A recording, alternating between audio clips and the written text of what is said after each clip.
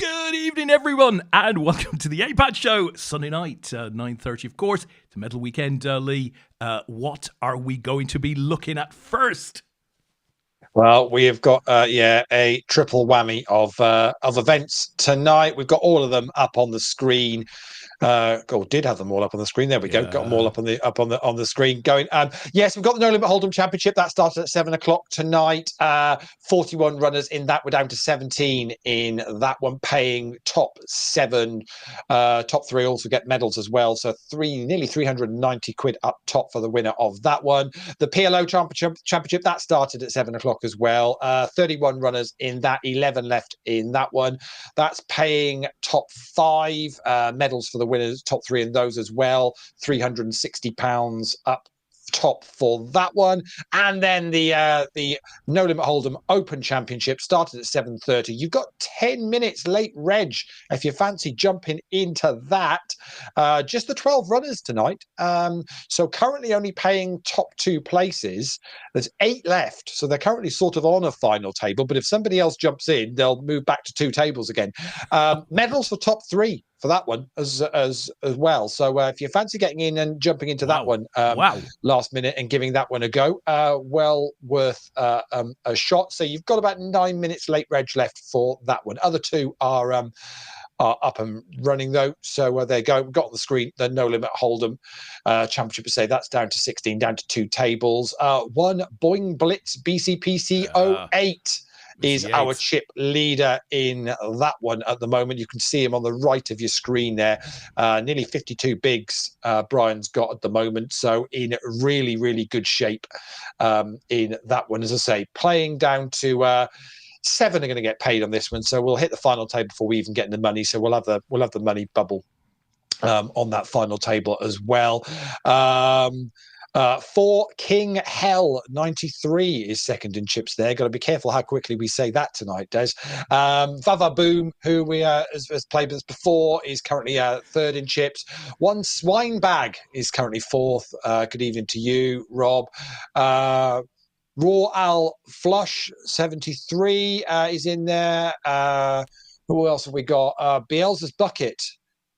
Interesting. Leeds United fan, do we think? Maybe, possibly. Hard to know. Possibly a devil of some sort. Could possibly. Yeah.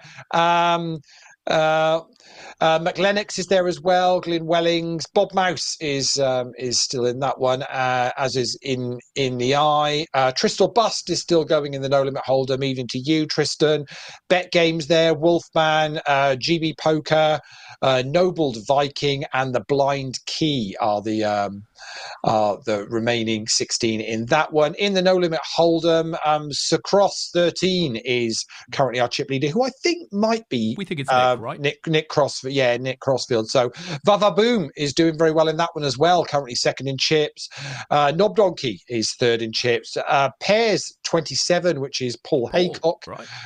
Paul is playing the PLO. He's currently fourth in chips. McLennox is in this one as well. Cold Hearted Bitch is sixth in chips. There's some right old names in this. I could hazard some guesses on that one, but I'm not going to leave. Yeah, it's just never worth it. Yeah, Pot Limit Obama is in there as well. Snake 29, who did very well in the winter leaderboard. Tristal Bust is still in the PLO as well. Kawaii Shark is still in there as well, as is Bob Mouse. So they're we just lost Boing Blitz, just lost Brian in 12th in the PLO. And say currently the Open, if you fancy getting involved in that, you have now 6 minutes to get involved in that. Terry Ball 1956 is currently chip leader. I think Terry did very well in this a couple of weeks ago, if I remember rightly. Did Terry end up heads up against Scouse, I want to say? Oh, you're testing me there, Leigh. Yeah, certainly did well. Anyway, Mighty Doctor is in there as well. Bob Mouse is in this one. Hardcore Womble, Karen. Good evening to you, Karen. Karen was chip leader for a good while earlier on. Is now fourth in chips. Snake 29 is in this one. McLennox is still in this as well. The Blind Key is also in this one, as is Bet Game. So quite a few people here playing 2 or 3 tables tonight on Grosvenor Poker. So good luck to you all if you're doing that. And for all, you could also be playing. There's obviously Irish Open satellites tonight on Grosvenor, amongst the usual Sunday night fare as well. So whatever you're up to and playing tonight, do let us know in the chat. Keep us up to date, but we will obviously be focusing on these when they hit final tables and playing down to some winners and dishing out a second lot of lots of medals. Medals which will be good. Yeah, it's always nice. Be a bit of a break after this before we're back doing online medals again. There is a little bit of a gap before we'll have more championship weekends, but we will have some more online offerings up on Grosvenor very, very soon. But obviously the full live schedule is also now out on the website, so you can check that out and see all the details. We were Tom was over in Dublin during the week, and the St Patrick's weekend is playing down to conclusion. I think they got there in the end with the numbers, some ambitious numbers, 100,000 guaranteed for a €100 buy-in, but I think they got there in the end. And good fun was had with our event during the week. Pretty much got there with a guarantee, and yeah, everyone seemed to enjoy themselves. And we had some more medals being dished out, so all good with that. And obviously, next stop for us, Des, is. Leigh, everybody knows that the next stop for... Well, I can't tell the guys, Leigh. I mean, I've just put them up on the board. I think we should be asking the chat box. Should we just help them out? We'll help them out there, Leigh. And everybody can see now that the next stop for us is, in fact, Leeds in October. Oh, no, it's not, Leigh. There's lots of stuff in between. No. So we're, next stop for us in the UK is Newcastle at the end of April. Not that, it's actually not that long. About that. Not long to go. What do you mean? So next stop is Newcastle. We're going to get up there for the parade. That's twice you've said it now, Leigh. Twice. We're getting up there for the parade, because to be honest, it's not till the 25th of April. So what's that? That's like that's 5 weeks time, 6 weeks time. They're still going to be smashed. And to be honest, fair dues to them. I've got they are going to still be going strong. Yeah, I've got a very good, very, very good friend who's a Newcastle fan, and it's like he's in his mid-50s. He's beside himself. He's never seen them win anything. This is huge. Yeah, it's fantastic. So, and they deserve it. And as I said, I was going to say they absolutely thoroughly deserved it, even though they were playing against 10 men. If anybody wants to tell me where Mo Salah was this afternoon, I'd love to know. But he certainly wasn't on the pitch playing football. To be honest, mate, we've given him 2 weeks off. Sure. We've given him 2 weeks off. You might just as well, because he didn't really do much midweek for you either, unfortunately. Who would have thought, Des, seriously, at Christmas time, who would have thought at Christmas that we would be saying, we would be sat here on Sunday the 16th of March saying Liverpool's season is over. They've got the league. They've got nothing to play for. Yeah, who would seriously? On what planet would we be saying the middle of March?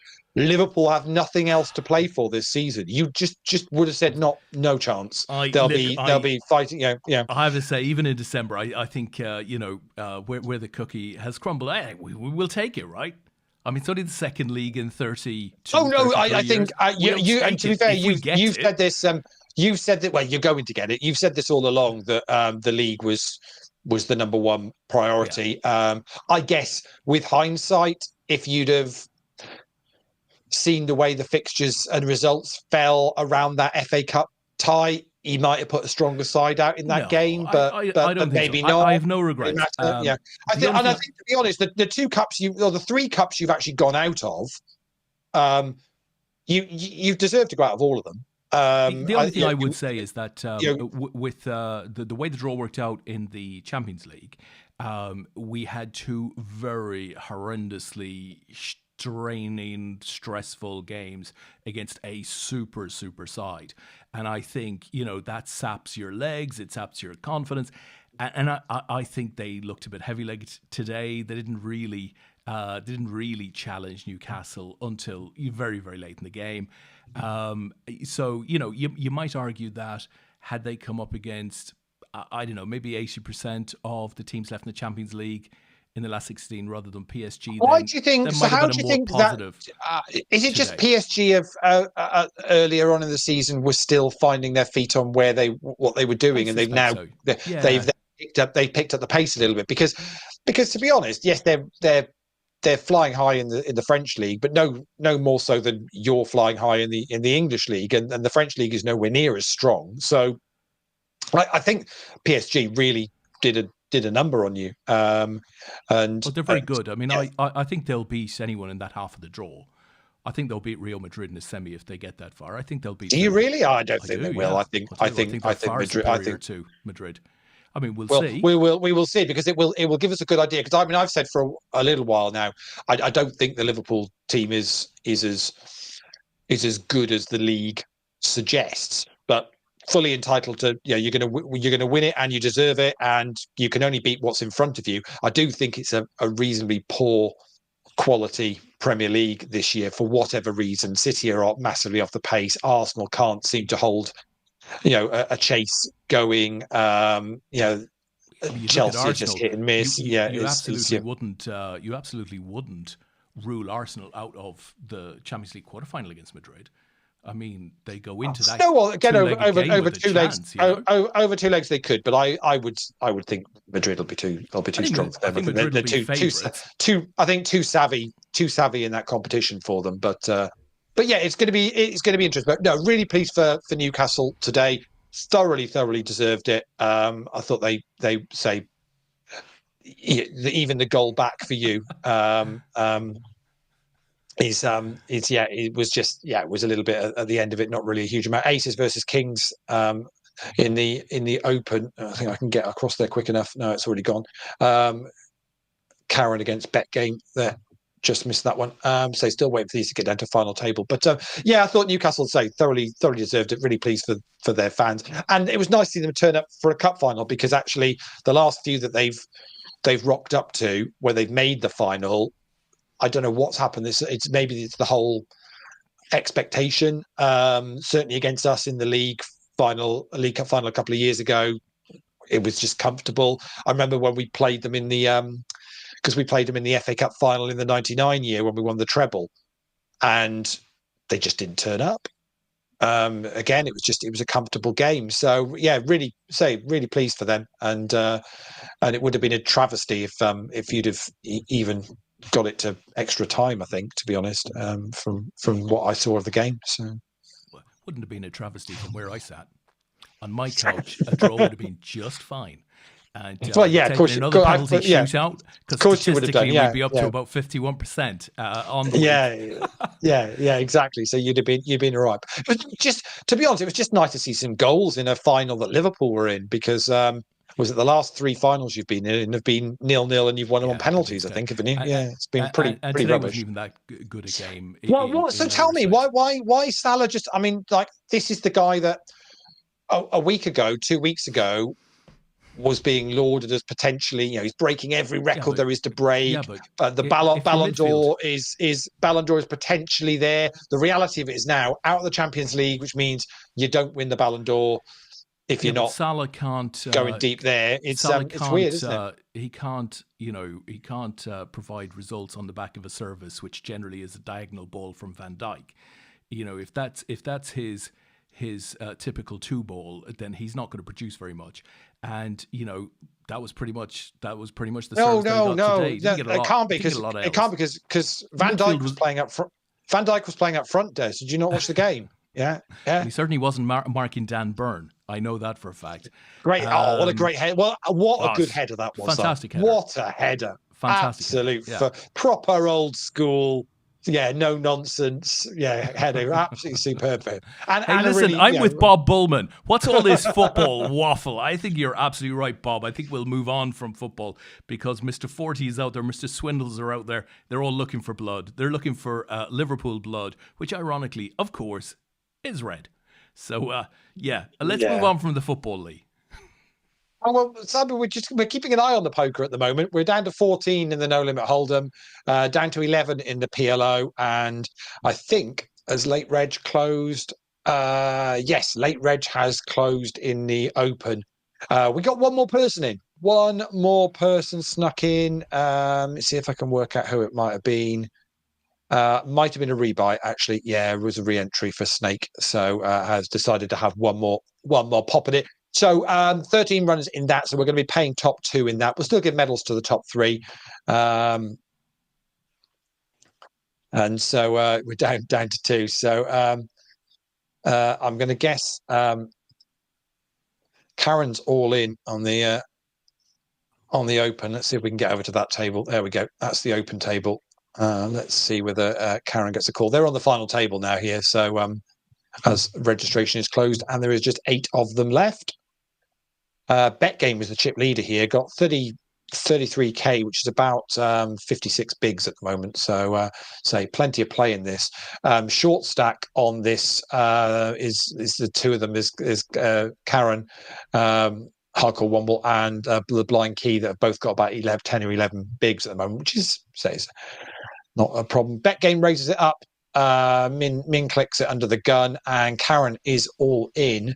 Betgame's the chip leader, but Snake has also gone all in. I mean, there's good value in here now for Betgame.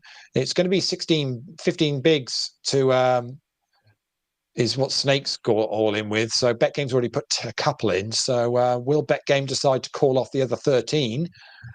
And will be 3-handed. Let's have a look to the flop. Let's see what happens. Betgame having a little think about this and does make the call. It's ace king versus 9s versus 8s. The ace king and the 9s are at risk. The 9's going to hold. The 9s are going to hold. And Karen's going to get a triple up. Wow, what a hand. Well, Karen popped in the chat. Thought you might be talking about the last hand. Well, we'll talk about that hand. Yeah. How did that work for Karen? We unfortunately lose Snake in 8th place. We also lost Snake in 9th place, I think, as well, unfortunately. Just the way it goes. And Karen, who was the shorty on that final table, gets a treble up and is very much in the game now. Second in chips now behind Betgame. That is the way to do it. Yeah, you don't mind against the underpair. You're then just hoping, well, you don't want the ace king to hit, do you? And you'll be good. And that is very much how it played out for her. Very nice indeed.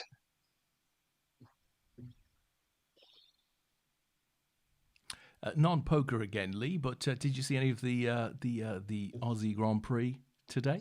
I didn't. I saw the result and the but I understand it was a wet race as well. Yeah, got up nice I read so, this morning. Yeah. It was really entertaining. It was good. Nice to see it back. And was it competitive? Did it feel like it's going to be a competitive season? Well, it felt a little unlucky for the rookies, of which there are, I believe, 6, and they all, with one exception, Antonelli for Mercedes. They all, took relatively early spills and had a tough race. Antonelli did amazingly well and finished 4th. But, it was this classic wet type Grand Prix. It just, there was drama around every other corner, so to speak. It was good. Yeah. Excellent stuff. Good. So I'm just keeping an eye on things at the moment, whilst we get down these other 2 down to the final table as well. And then we'll focus on... Oh, Karen's out to get us both this time. How about the amazing Six Nations? No idea what that is. Sounds like politics, Lee. We don't talk about politics on this stream. Karen Lebalbi. Yeah. Yeah. To be fair, it was 3 really good games, because actually Italy gave Ireland a real chase in that one. England absolutely smash the points in to at least ask the question of France, and Scotland at half time looked like they were still in the game, and then France put the foot to the floor in the second half and quite rightly deserved to win the championship for the year. Definitely the better side across the games, but actually at least it wasn't just kind of a rubbish final weekend. There was 3 exciting games with lots going on. I suppose the only I suppose the only supporters that that would have struggled would was the Welsh, because we didn't really have a huge amount to shout about, and haven't done now for a good while. About 18 games, I think it is now, 17 or 18. Did you lose all of them? Did you lose all 6? Yeah, we've lost five. lost 17 games in a row, Des. Oh, sweet Jesus Christ! Yeah, so it's pretty pretty depressing being a Welsh rugby fan at the moment. Holy. But to be fair, you go through the highs of when we win Grand Slams in the Six Nations, which we've done in recent times. Yeah. To be honest, that's us punching above our weight. I mean, as a nation, the number of players that we're producing and the quality of our club game, really, that's to have even done that in any time in the last 20 years is punching a little bit. So you've got to have a realization that most of the time Ireland, France and England are going to be stronger squads and stronger players than us. It's disappointing when we're at a point now where we can't even give Italy a good game, but that'll spin back round again. It'll come back again. It's these things for smaller nations. It doesn't really matter what sport it is. These things work in a cycle. It's very difficult to have a consistent conveyor belt of talent coming through whatever sport it is you're playing. When you're a smaller nation, there's just not enough people playing it, and the club game in Wales is just been appalling for a long time now. And if you therefore can't get youngsters wanting to play and see a route to be playing league competitive rugby on a regular basis, it's that's what you end up with in the national side. Unfortunately, there's nothing you can do about it. Yeah, there we go. Not easily, anyway. To see England bouncing back suggests that England might be sort of becoming a dominant force again. Which and to be fair, England never should have ever dropped off. Really, the say their club rugby, Ace Queen versus Ace Queen here in the Open game. They never really should have ever dropped off because the pool of players that they can pick from, but not going to be the case. We might have a bit of tennis success tonight, I think, as well. Whilst we're still chatting on the sport front. Yeah. So in the final, I think it's on about now. I think. And you've also got Rory McIlroy, who was doing incredibly well at Sawgrass. So golf, tennis, rugby, football, Formula One. I mean, what a weekend of sport. As Bob says, can't keep up with it, right?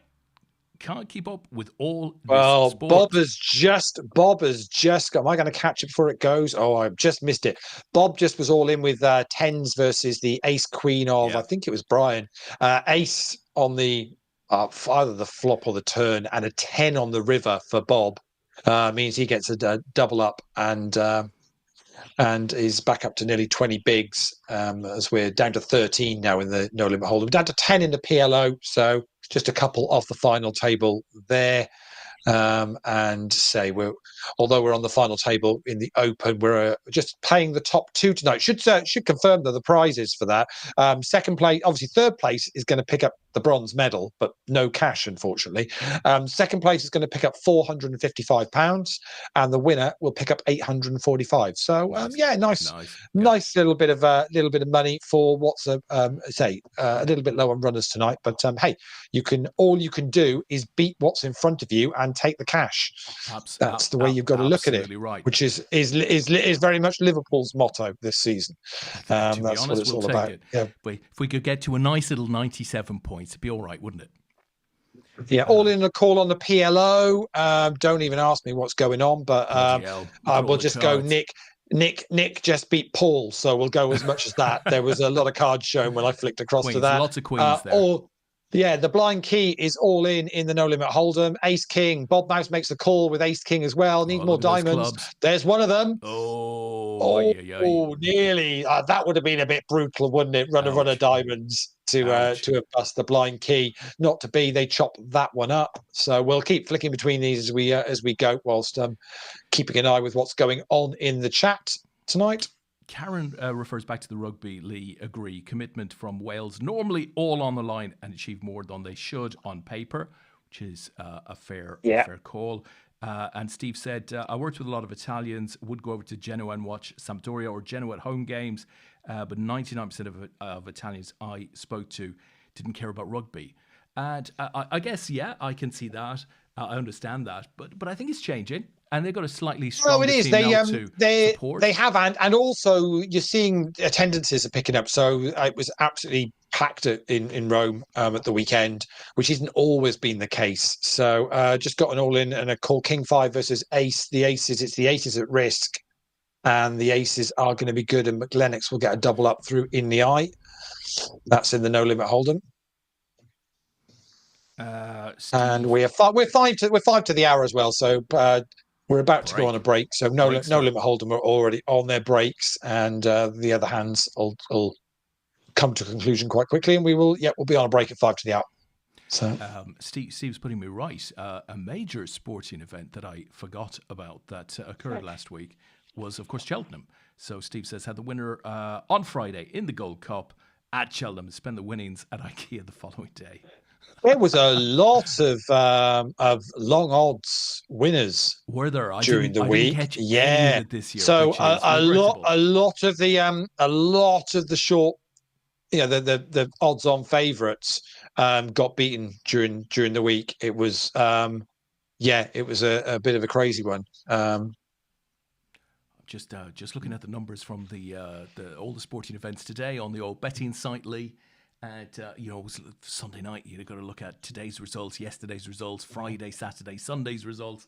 Healthy margin. It's a good set of results for the operators over the weekend, generally. Cheltenham aside, so we don't do horse racing. Excellent stuff.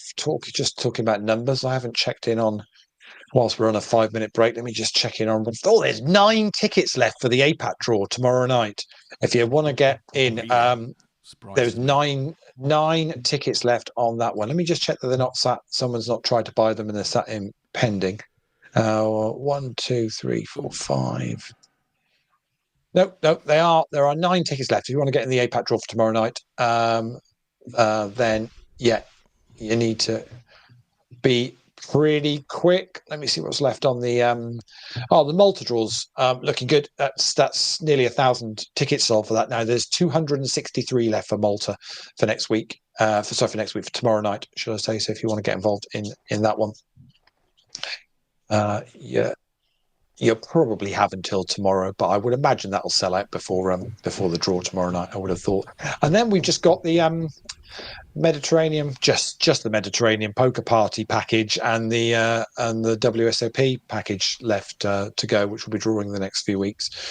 If you want to get involved in those, we're sending somebody off to Vegas in 3 weeks' time. Crikey! Yeah, just amazing. Just amazing. Mad. Love this. Yeah.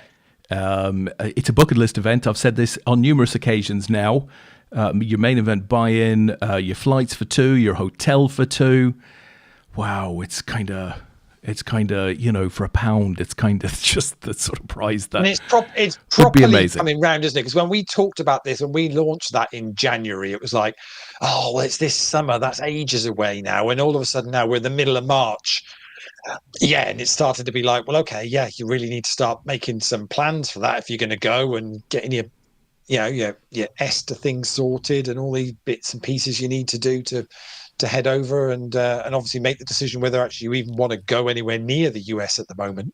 That's the other option, is to whether you actually go, maybe not. It's Vegas. Vegas doesn't feel like the US, Leigh.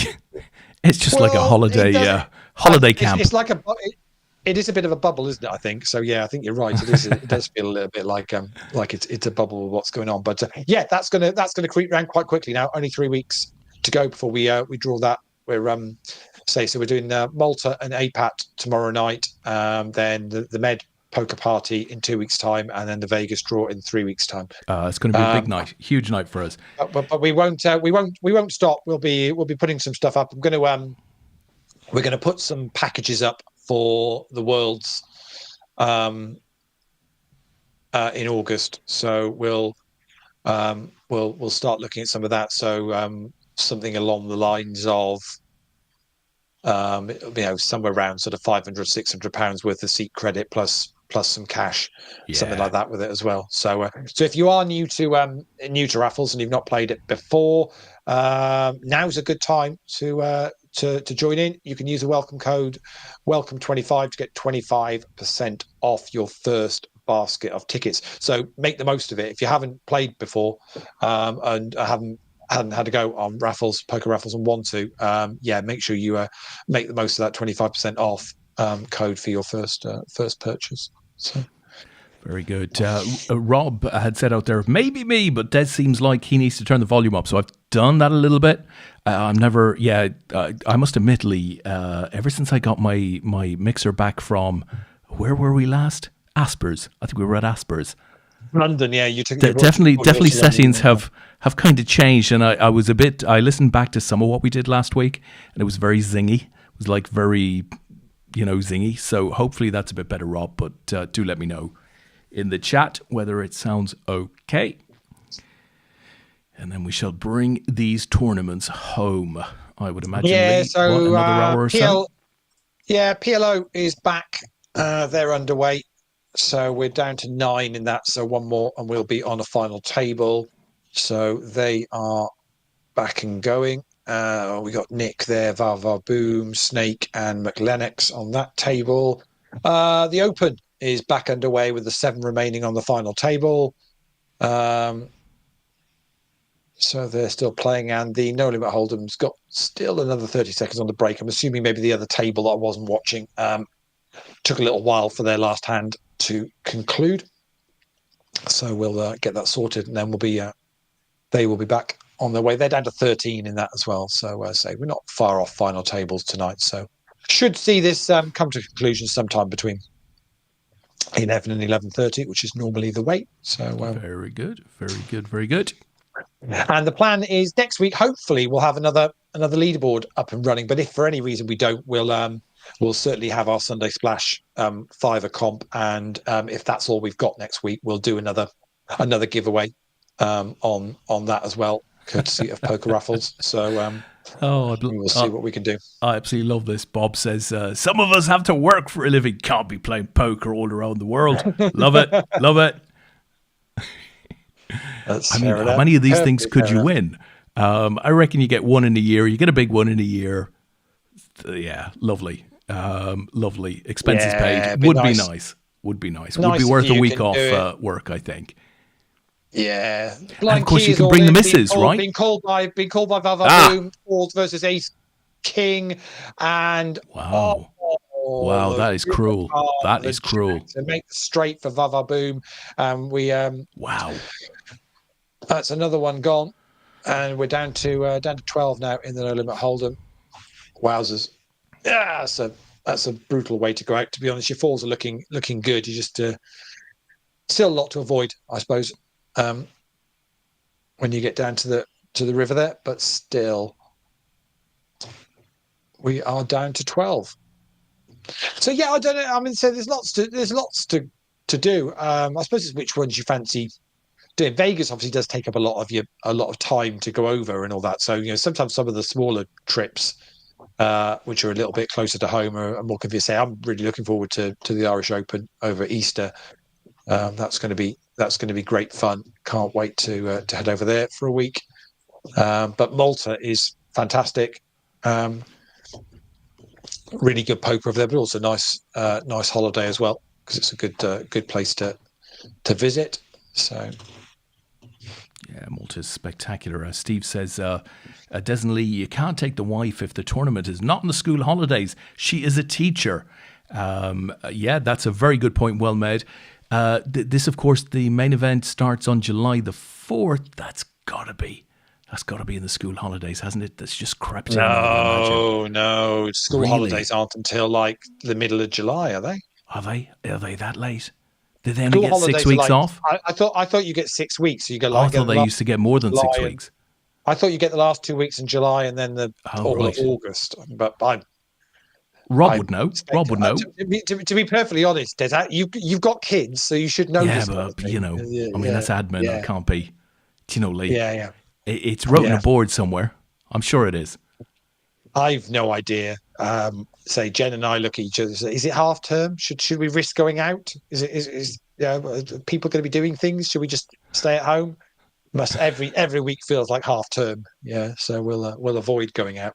I at the end of the football, I uttered a choice word to describe my feelings at that particular time, and my 12-year-old looked at me and he said, "When Liverpool last lost, you called the ref or somebody a closet rag," and I said, "A what? A what now?"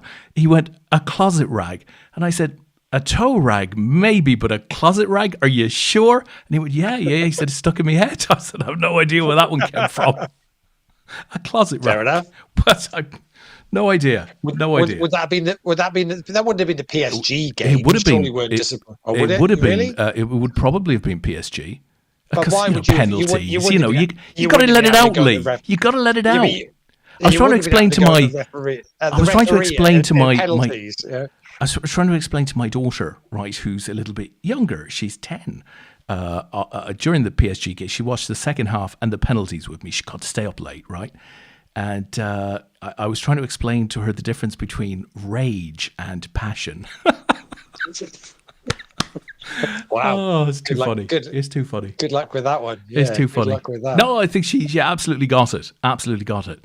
The example I used is that, if I throw a coaster, to the back of the room, that's passion, right? If you throw something at the telly, that's rage. And I said, I don't ever do that. Got to teach them youngly. Fair enough. Passion is okay. No, it's and passion often can come with disappointment. Talking about passion and disappointment, Bob says, "Take the wife to Vegas." Doesn't think that's a great idea. Oh, there's nothing wrong with that. I think. I think a fantastic place to take the wife. Yeah, if you're not a poker player, it's still plenty to do in Vegas. It's not lots of stuff. Not a problem. Yeah, not a problem whatsoever. It's not an issue. We'd had a 10 in the No Limit Hold'em. Now it's just a couple off the final table. One away for the final table in the PLO, and we're still 7-handed in the Open. Let me flick back over to that for you. With Bet Games still the chip leader in that one, but yeah, fairly flat. Say short stack now there's the Blind Key, who's got 14 bigs, so quite deep in that, to be honest. They've got plenty of play still in that, and obviously just playing top 2 places tonight in the Open. So don't forget, you can obviously satellite in for all of these kind of things. Oh, we're actually holding that. For King Hell is 9s are going to be good, and I think that's going to take us down to 9 in the No Limit Hold'em. So we're one off the final table now, which means I think they're playing hand for hand. I think the PLO might also be playing hand for hand for a final table as well, although it looks a bit. But yeah, don't forget, you can use the Grosvenor satellite schedule every single day of the week. You can satellite in from £1 into the £5, then 5 into the 30s, or 5 into the 110s. You can use those 30s and 110s, or even the 5s, to play any of the APAT games, but you can also use all of those to play any of the Grosvenor satellites events, to try and qualify for any of the other live events that Grosvenor put on, or whatever you fancy, really. So yeah, very much a case of any day of the week, if you fancy playing a bit of poker on Grosvenor and grabbing yourself a token, because the tokens they've got like years expiry on them, so you've got plenty of time to use them as well. So it's a case of very much, if you've got some spare time and want to try and build up a little pot of online tokens to try and get you through to some stuff. We'll be getting some live satellites on for live events, so on for the sort of the 140 buy-ins as well, hopefully in in the coming months. So you'll be able to then start having a shot at those as well and building yourself some 140 entries into any live event this year. And obviously we've got plenty to choose from, because not only is the schedule up that Des popped up on the screen earlier on, but if you go onto the website and click onto the live section, Tom's got pretty much a schedule for each of those events. So he's got all the tournaments listed out. Good shape. For all of them. Not to say one or two things might change along the way, because that is just inevitably what happens with venues and resources and dealers and whatnot. But pretty much we've got on there what we're hoping is going to be what will happen for the year, so you can start very much making plans for things that you want to play. Certainly around things like mixed games and stuff like that, because I know everybody likes to make their plans with that. The PLO is on its final table. So there you have it. And Sacross 13 is our chip leader with 37,000 chips, which is about 30 bigs. McLennox second in chips. Vavaboom is third in chips. Kawaii Sharks is fourth at the moment. Pot Limit Obama fifth. Knob Donkey sixth. Bob Mouse is in seventh. And Trist or Bust is our short stack. Tris has got is all in with 5 bigs. So let's see whether anyone decides to call him off. And Pot Limit Obama does. Tris hits his straight, and they're going to end up chopping that, I think, aren't they? Or has Tris got... Oh, no. Thought it was the king at the top. It wasn't. So Tris gets a double up.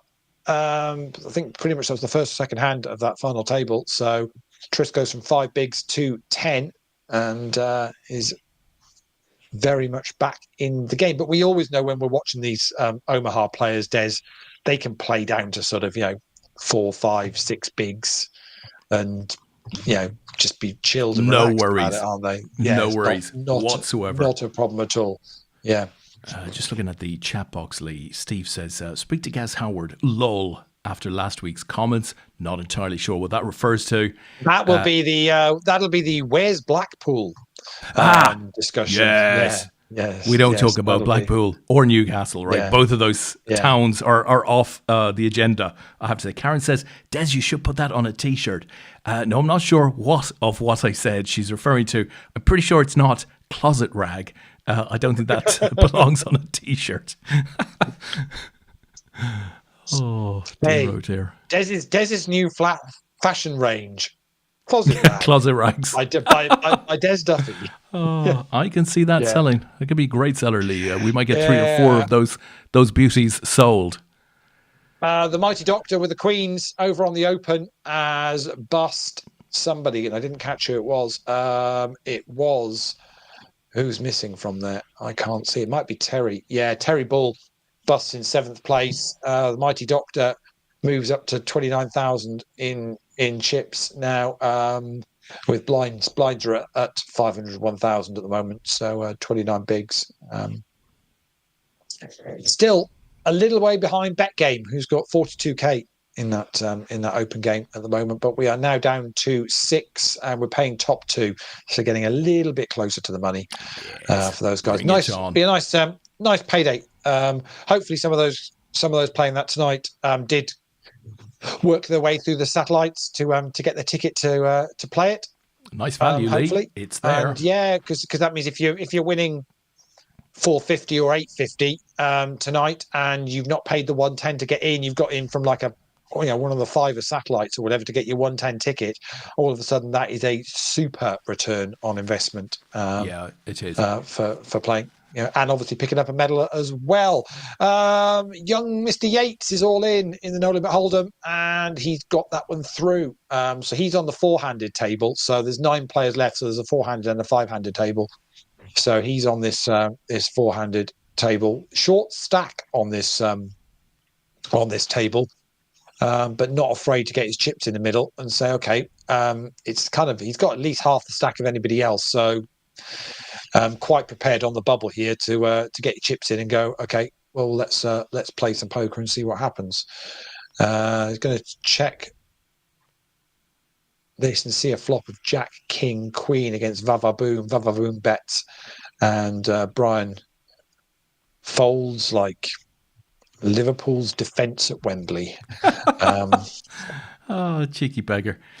Karen's answered the question. So who's the rage v passion thing? Okay, nice. Coaster over a child's head. That's passion. Remote control at the telly. That's rage. Absolute amont. That is very true. Very true. Yeah. Karen, if you need any more parenting advice from Des, he's a very reasonable hourly rate. Yeah, I'm available to do that on the line at any point that you'd like, Karen. Yeah. It's never failed me yet. Not a problem whatsoever. In fact, we'll quite happily swap him. We'll give you Des to look after the babbies, and Karen, you come and work. Do APAT events with us. Honestly, we'll do it that way round. It'll be fine. I have to say, I think you might be getting the better half of the deal there. Action on the bet game with the Ace King against the Queens of. I think it might have been McLennox. It was McLennox in the Open, and the Ace King is good for bet game, and so we're down to 5 in the Open. Karen is all in, gets that one through. This is starting to get down to, getting a little bit close to the money here now. Bit tasty. Yeah, but the absolute chip leader here is bet game with 61 bigs. Yeah, looking tough. Got more chips than the other 4 players put together now on this final table of the Open tonight. And a number of players, to say, still in 2 or maybe even 3 events. Bob Mouse is still in the PLO and in the Open. I'm not sure whether Bob's still in the No Limit Hold'em. I think he might have bust that unless he moved tables. Have we ever had anybody win 3 medals in one night? No, I don't think we have. No, that would be a first. I'm just trying to think. We'll see whether I know Bob is still in the No Limit Hold'em. Actually, so Bob's still in all 3. Vava Boom is in 2. Is in the No Limit Hold'em and the PLO. Crystal Bus. Tristan is chip leader in the No Limit Hold'em, and he's 4th in chips in the PLO, so he's still in both tonight. Who else have we got that's still in? But I think that might be it by the looks of it, unless Bet Game is still in. No, Bet Game's busting that. So I think that's pretty much it tonight. So a few fighting on more than one front.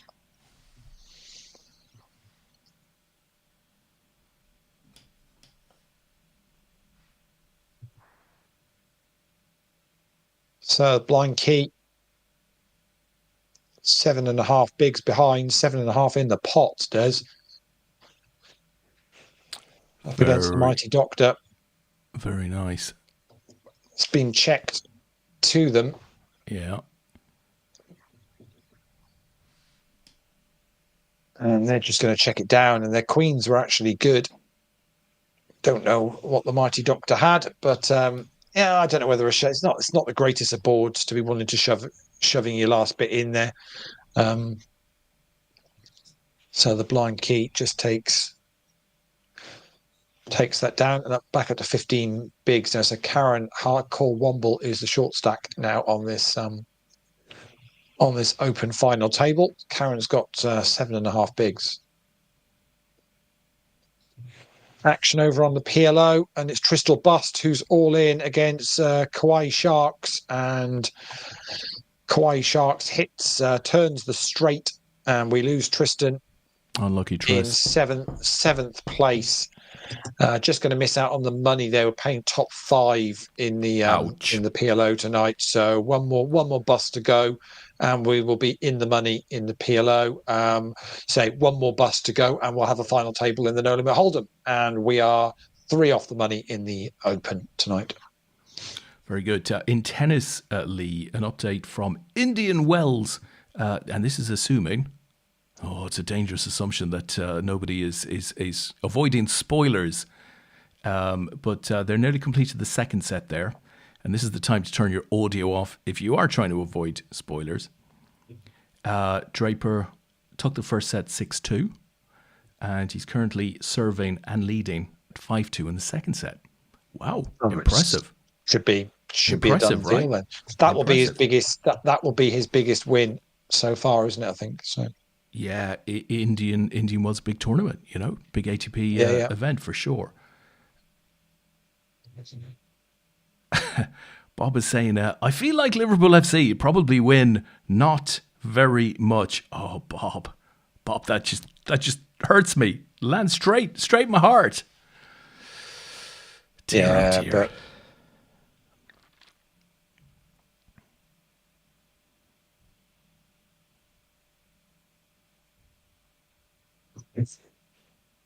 I thought we had action on the PLO for a minute then, but it's just boom, fizzled out. Leigh. Adding to their stack. So we're just waiting for this no limit hold'em to one more to bust, and we'll be on a final table.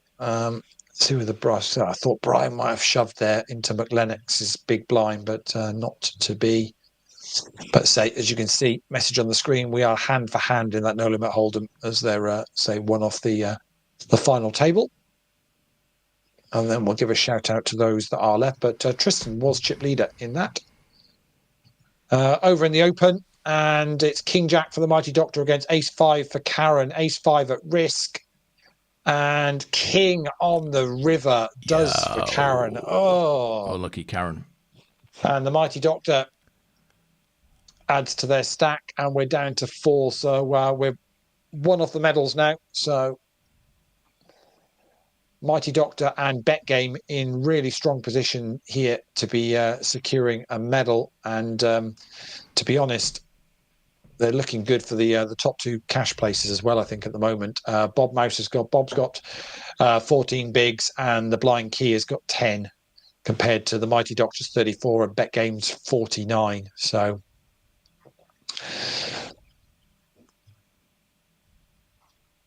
a bit of work to do for the Blind Key and Bob Mouse if they want to get in and amongst the cash tonight. I mean, it could be that they're quite happy to take a bronze medal and say thanks very much. Get that secured first of all. Bob is all in and gets that one through. Still playing hand for hand in the No Limit Hold'em Championship.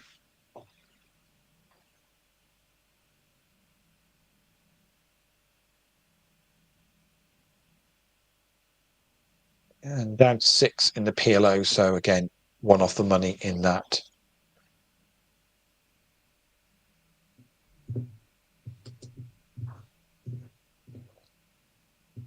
Bob is the short stack in the No Limit Hold'em, unfortunately, as well. So he's clinging on in that one.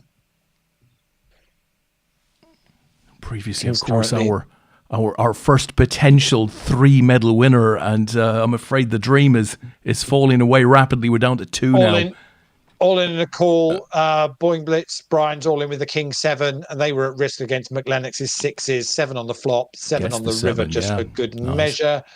So Brian gets a double up. Brian was 8th of 9 chip wise in that No Limit Hold'em, and he's now double up is going to put him back at 14 bigs. So got a little bit more wiggle room now as we're still hand for hand. All in the call on the PLO, and it's pot limit Obama against McLennox, and the Queens, Pocket Queens, are going to be good enough for pot limit Obama. Gets a double up through McLennox. McLennox down to just 2 bigs now, so we're probably going to see those chips go in the middle. All in the call in the open game, and Bet Game has just knocked out the Blind Key. Didn't see the hand, unfortunately, couldn't get across there in time. So we've got our 3 medalists tonight in the open, and it is Bet Game, the Mighty Doctor, and Bob Mouse. So well done guys, to them. Girls. We also have we've also got a final table in the No Limit Hold'em, and it is Bob, unfortunately, as he's just picked up a bronze medal in the open. He's just bust in the No Limit Hold'em. So bear with me a second, because it's opened a new table, and I will just get that final table up to go, and we'll be ready to go with that one. Bear with me a second. And meanwhile, Simon joins us. Evening, Simon.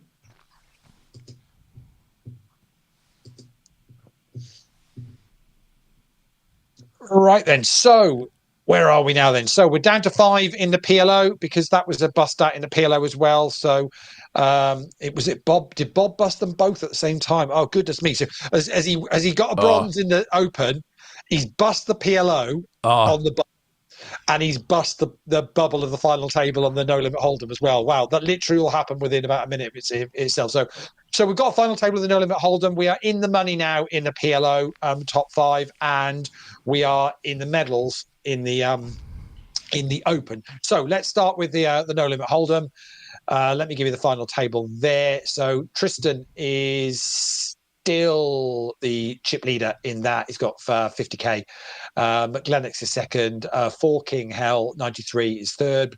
Brian Yates Point Blitz is fourth. Swinebag is fifth. Bielsa's Bucket is sixth. Vava Boom is seventh, and Raw AI Flush 73 is in eighth, is our short stack on that one. So that's the No Limit Hold'em playing top 7 getting paid. So we're on the money bubble effectively now for that.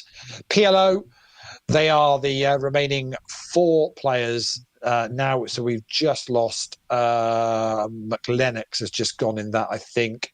So there's 4 players remaining in that. So they're already in the money. And finally, the Open, 3 remaining now, all guaranteed a medal. Only top 2 are going to get paid in that, though. 455 for second place and 845 for the winner in that. So this is what we've got on the go. This is a lot going there still. Sai says, Tristan, Brian, heads up, please. Indeed. Yeah, going to be a little way to go in that. Although they are quite shallow in that No Limit Hold'em. It took a little while to get onto that final table. So Tris has got 30 bigs, but actually, let's see, McLennox has got 24. Then everybody else has got between 8 and 14 on that final table. So yeah, not masses of play for them, because they just took a little while to get onto that final table.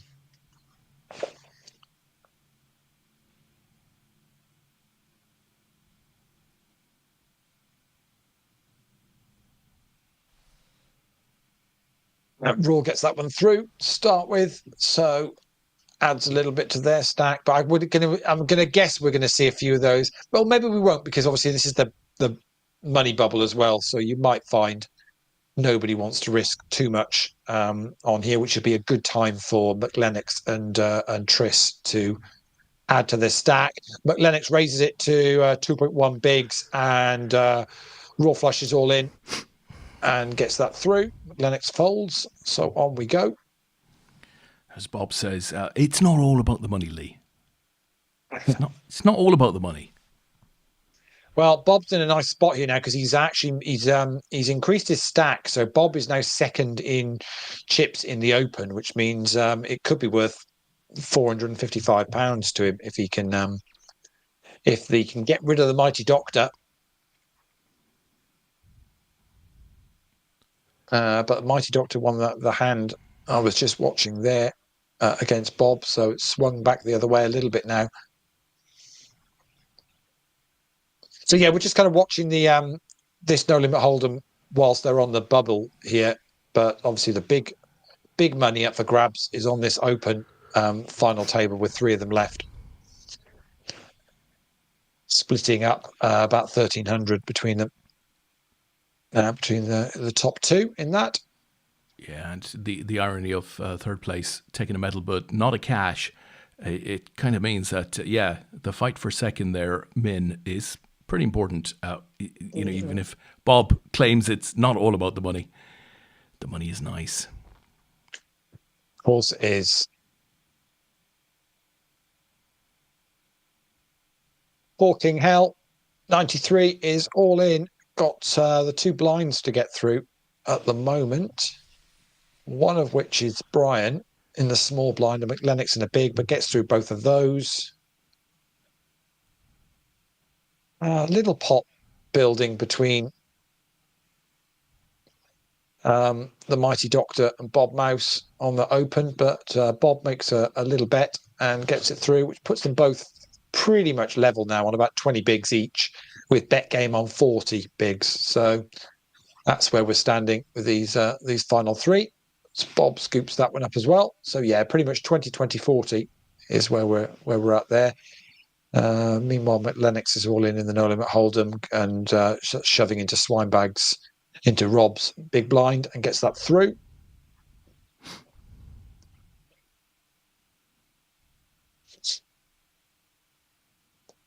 So we should have sensible finish times again on a school night on a Sunday night. Brian is all in the no limit hold'em after an initial raise from whoever is at the top there. Always when it goes to the time bank, it covers up the name, so you can never see who it is. It's Tristan sat at the top. Well, I won't forget that one again. So so Tristan raised it, just min clicked it, and Brian shoved all in. Bob is all in the open after a raise from the mighty Doctor. Decision back on the dock, and decides to let that one go. So Bob adds to his stack.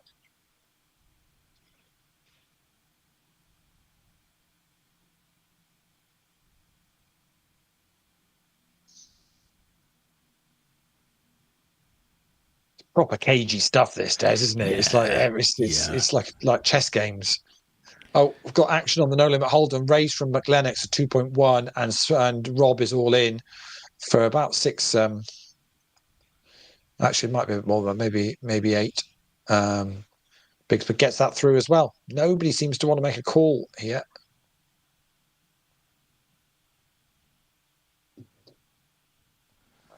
Bet game wins that one on the open, and back we go. Bet game folds his button this time.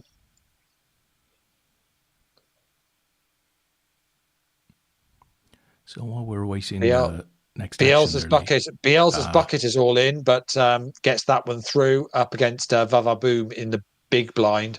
Decides to fold. They had similar size stacks, to be honest. So lets them go. I think the money bubble here makes a massive difference in this no limit hold'em, with the top 7 getting paid tonight. So one of these players is going to miss out on the cash. Ouch.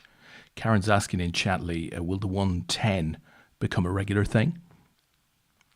I think we'll put it on when we've got a championship. When we're going to do a championship Sunday, and we've got medals, which we're planning on doing about.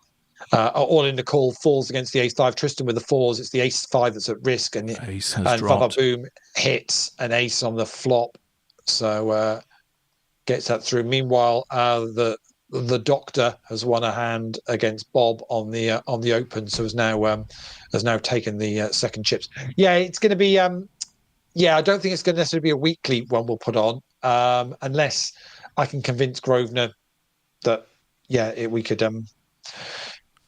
get the numbers to make it work on a weekly basis as an open event, which would probably just mean Grosvenor needing to help us.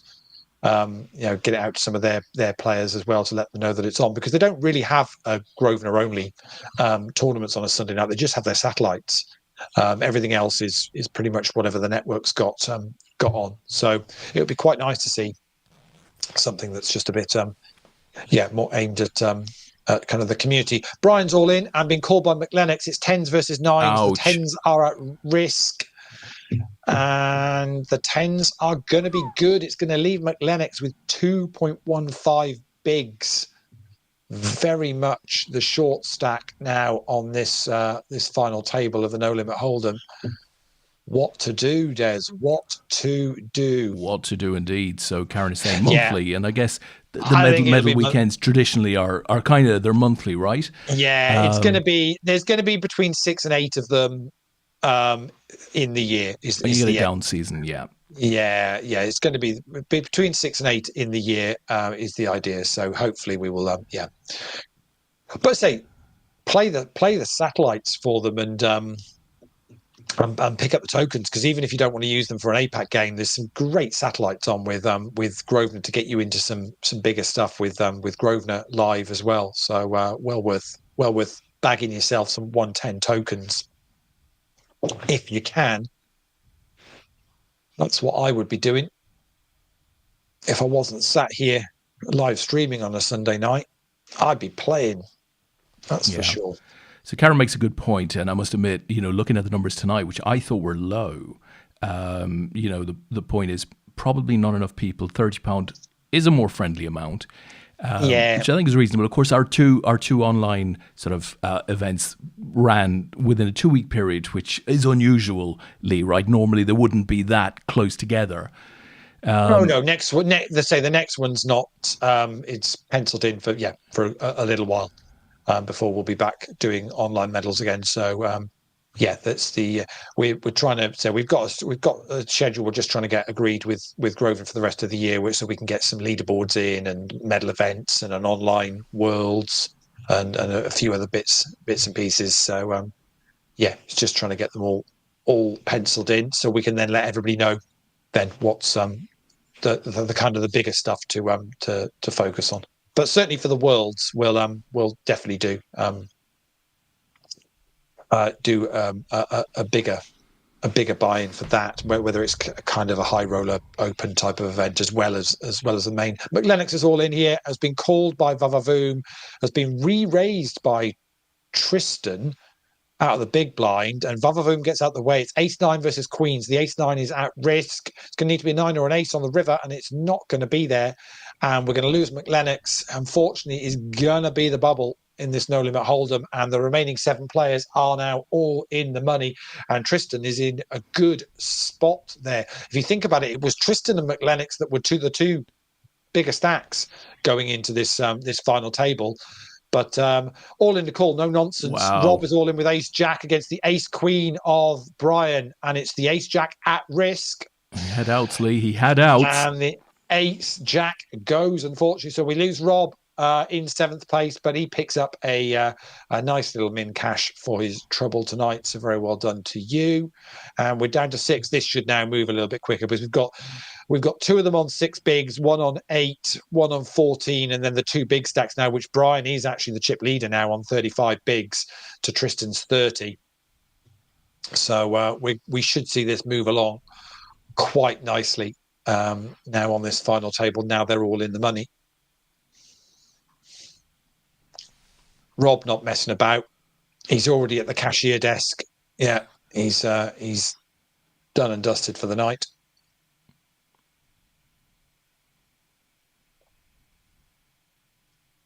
Still 4-handed in the PLO, still 3-handed in the Open.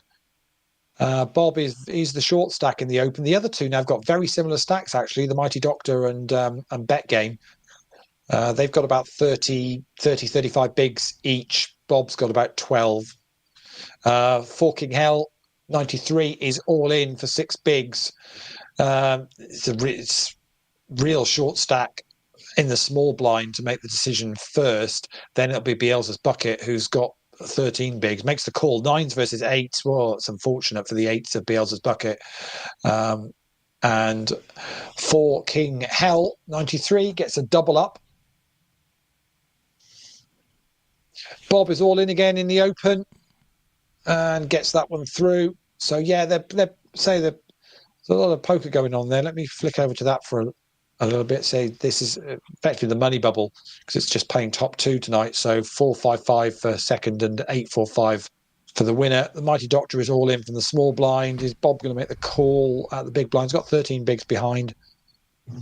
That's a go. Doesn't this time. Simon wants to know, Leigh, any plans for non-Hold'em events online apart from PLO High? Yes. I've got a list of what the software can do. The issue is we are the only ones that will be doing it. Bob is all in with 10 jack, called by the 8s, the bet game. It's the 10 jack at risk. Well, there you go. Get it done. Bob gets his double up. And they're now pretty much all even. Ace-3 versus Ace-10, all in. And Vavavoom gets there with the rivered flush. With the spades, and we lose AI Raw in Raw AI in 6th place, and so we're down to 5. And so there are a number of different things that it can do, but say the problem is nobody else runs any of those type of tournaments. So before we could even put one on, we'd have to put it all through testing. So we've said to Grosvenor, well, come on, then let's do that. So yeah, it's in the process of because obviously they don't want to put a tournament on that there's a problem with, because that doesn't look good for anybody. So we need to get some testing done. But yes, there are a number of different variants other than just PLO, which hopefully we'll be able to get put in for an online Worlds in the autumn. Is the plan. And ideally we would put some on before then to properly. So once we've tested it to know that the software can cope with it, then we will put it out to you guys and go, well, all right, play them for a bit and let us know any issues that you find.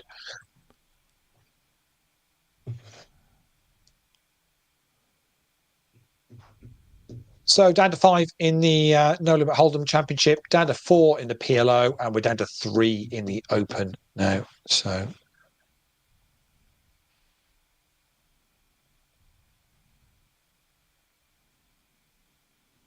Tristan and Brian pretty much sharing the chip lead in the No Limit Hold'em, 25-26 bigs each.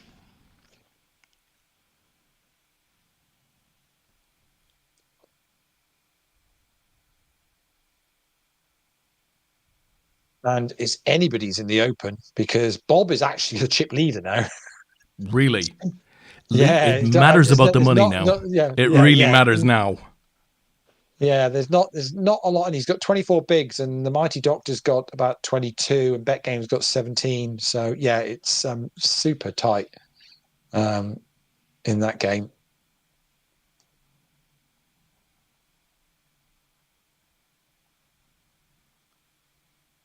And deep down, the money always matters in some form or another.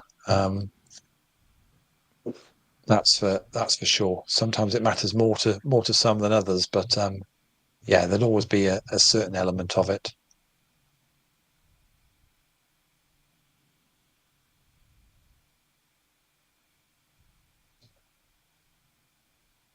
So Tristan Bryan playing a hand here. 4.5 bigs in the middle. Check down the flop at 9-3-9. Brian pops a little bet out on the turn with the 6. Tristan makes the call. Board. So we see the third heart drop on the river. That might slow both of them down. It does. It goes check, check. And actually Tristan's King 6 was good enough. Brian was trying to make a little play for it there, Des, and got... Yeah, it was a messy board. I mean, it was worth taking a little stab at, I guess. Yeah, I think Brian got his fingers trapped in the cookie jar a little bit there, Des. Yeah, decided he was going to, thinking he'd have a little go at that and get away with it. And Tristan wasn't having any of it. Tristan's played against Brian regular enough to know, he's just trying to steal his biscuits, and he's not going to let him do it.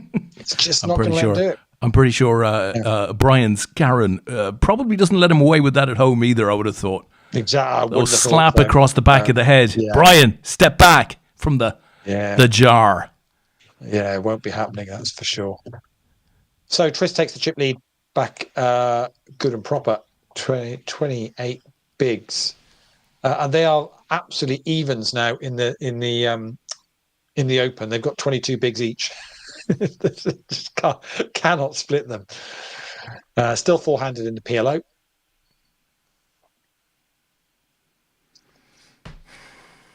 Three of them to this flop of 3 King 4. It's checked all the way around, so they're going to see the 2 on the turn.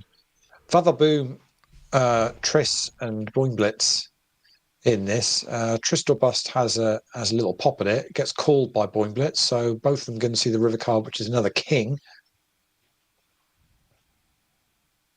11 bigs in the middle. Tristan bets out 4 bigs. That's enough. And he's properly taken command now of this final 5.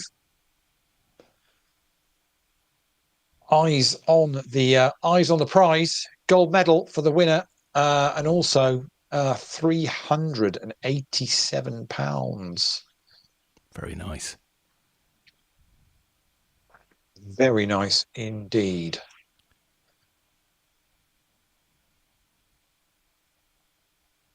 I'll buy him a few bottles of dark rum. Dark rum, is that the thing, Leigh? Dark rum will get you sort of a modest ticket at a Neil Diamond concert, I would imagine, about that sum of money. Neil Diamond, stroke Motley Crue, stroke just name any artist these days. Vavaboom is all in. Bielsa's bucket's made the call. It's ace queen versus the threes. The threes are at risk. 3 on the flop, and that's going to be done. Yeah. It's double up for Bielsa's bucket, and Vavaboom is down to 2 and just over 2 bigs now, which means they're in the big blind this time. Triss has raised min clicked it under the gun. Kind of going to assume Vavaboom's going to have to go with this, whatever 2 cards they've got, and they do. Going to make a call. It's the king 4 at risk, but it's ahead, and it stays ahead. So double up for Vavaboom, having lost the hand previously. We're up to 5 bigs now, and on they go. I'm not sure whether Triss is a Neil Diamond fan, to be honest. I don't think he is. But I could see him. I could see him swinging a bit of swinging. I could see him singing really? "Sweet Caroline." Yes, poor Excellent. Triss. Come on, everybody, all together now. Sweet Caroline. Triss will be in a good mood. His team's done back-to-back wins. We haven't done that all season. I mean, it's like it's just phenomenal. You know, if you don't count the FA Cup game, which we technically didn't lose, it was on penalties. We've not lost in about 7 now. I think. I so liked it. I so liked it when you were kind of losing and you were all a bit quieter. It was so much easier. And then you came out with the Estefad sort of Welsh type dancing, big cocoon canopy type thing for the new stadium. An incredible looking stadium. I'm not sure what the hell he's doing with the canopy thing though. The tent. What's that about? King Queen's at risk here. Bielsa's bucket, but gets there. It's hard against Brian's ace 10. Huge hand. That's 2 big hands of Bielsa's bucket. Gone from one of the short stacks now to second in chips on this final table. Bob says all subjects covered on this show. It's true. I don't think we've got on to swinging before. I'm not sure where we can go with that one. Bob is speaking of Bob, he is very much the chip leader now on this open final table. Let me flick back across there. Bob's got 35 bigs now. Mighty Doctor's got 15 and Bet Game's got 12. So Bob not interested in the money. I'm assuming if he wins this, he'll just give the money to the other 2. I'm going to assume. I would say split that money with the other 2, Leigh. It would be a nice way to do it. Yeah, guys, I don't need the money. It's not about the money, guys. I've got the gold medal. That's all I'm interested in. I've got all the Neil Diamond CDs a man could want. Take my money. Yeah, it's not what it's all about. But the United Stadium. I think it's a great statement piece. The roof thing is obviously it's trying to do something a little bit. Is that what it is? Is it like a soft top? Is it like a soft top coupe? It's solar, so it's environmentally friendly because it's got solar built into it as well, and obviously it gathers all the rainwater as well for utilising it on the site. So that's the whole purpose of it, and it's clear. So actually, because it's covering what is the largest open public space. It's bigger than Trafalgar Square, the open space that's outside of the stadium that's actually still under the roof. So ace 4 versus 10 jack. 10 jack at risk, and Tristan's absolutely clobbered that, and we're going to lose Brian in 5th place over on the no limit hold'em, unfortunately. So we're down to 4 over there now. But yeah, that's the idea of it. Tris has got chunks here. It's got 50 bigs.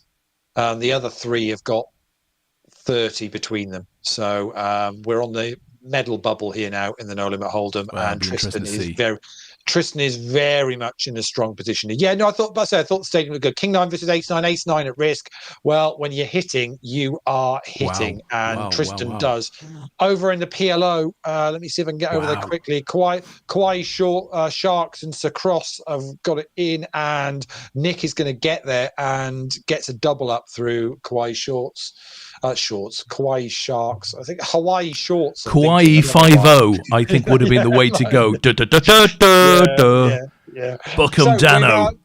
So we've got our medalists in the No Limit Hold'em. It's Bielsa's bucket. It's Forking Hell 93, and it's Tristan Bust. And I get the feeling Tristan is got his foot to the floor here, Des. No, it's just ramming. It's a bit like Bob Lee. I don't think he's letting up here in the slightest. Bob in a really strong position in the Open. He's got 32 bigs. Mighty Doctor's got 12, and Bet Game's got 6 now. So Bob in a really strong position. Bob has changed his. He's changed his tune, Lee. He says charity cash bubble. Yeah, he says charity starts at home now, Lee. In other words, get your hands off my forking money. Right, that's what he's saying, Lee. Yeah, absolutely. So let's see whether Bob can see this out now. Got himself a medal. He was content with the medal. 20 minutes ago, Des, he's happy with a bronze medal. Yeah, don't worry. Don't need anything more than that. That's all I need in life. All of a sudden now he's chip leader. It's all changed. But even if needs be, Lee, if he doesn't cash in this... He's not doing anything. If he doesn't cash in this event, he can turn that medal into cash on eBay, Lee. Yeah, you do well on that, to be honest.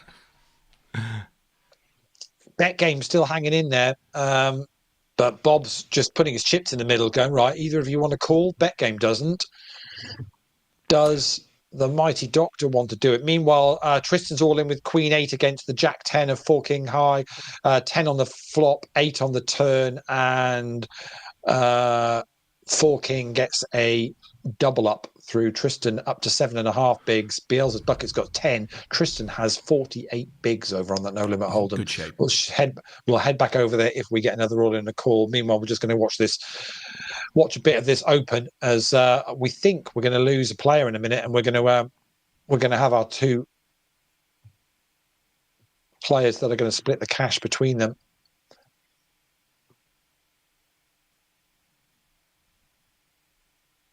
Bob's in such a strong position, but at the same time, he doesn't want to double either of them up, really. So it's trying to apply the pressure.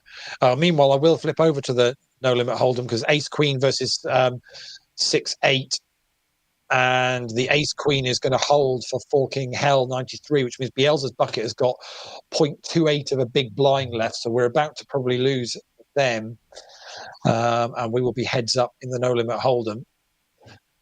They're all in. And sensibly, I think these 2 will check this down. King, Queen, King goes check, check. So we see an 8. I'm going to guess it's going to go check, check again. It does. Another diamond on board as well with a 9. Let's see whether Bielsa's bucket's got lucky.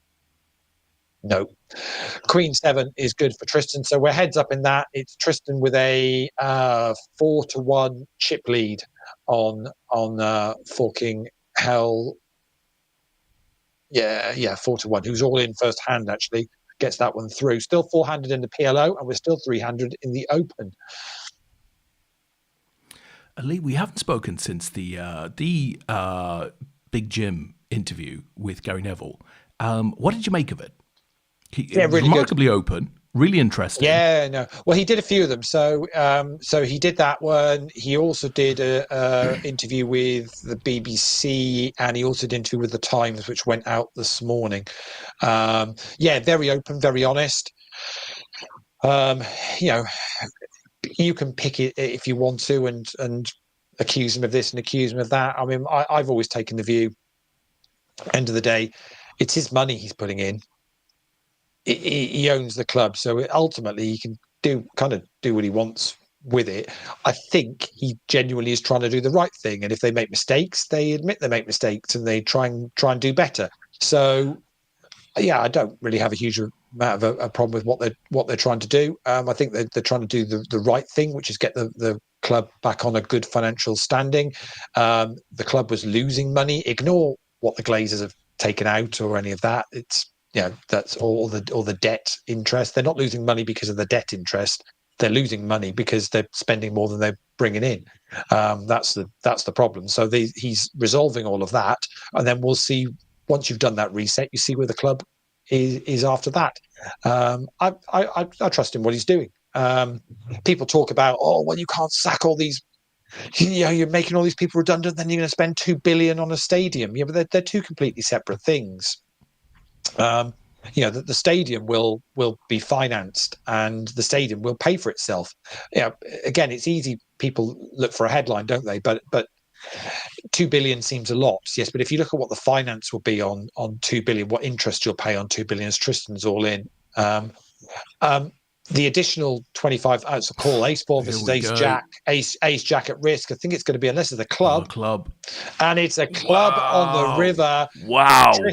Tris wins it dirty, but he wins it all the same. So Congrats, played to you, Tris. Wow. Yeah, Tris picks up £387 and a gold medal for that one. And For King Hell, House of Settle for 246. Meanwhile, Bob is all in with the Kings up against the Ace Jack, a bet game in the Open. And we have our Kings cash bubble gone.